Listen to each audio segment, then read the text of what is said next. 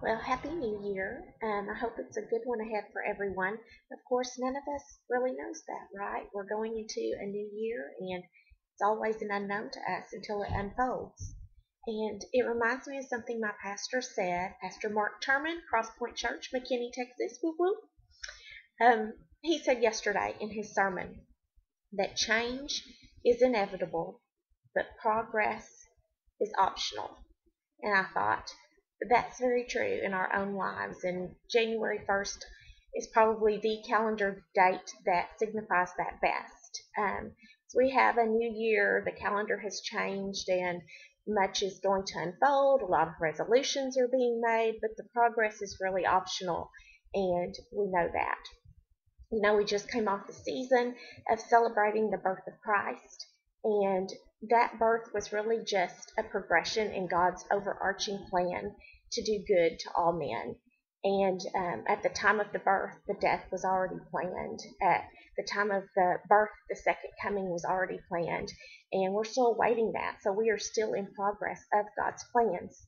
So while man's progress is optional, God's is assured. And one way to look at the new year is how your life fits into God's assured plan that will progress with or without us, and His wonderful love and invitation to include us in that.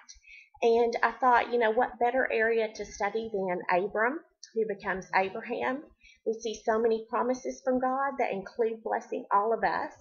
We see a journey of a man who goes through a lot of inevitable change, and we see his progress through God's plans in his life, but the progress doesn't always look like we would think progress should look.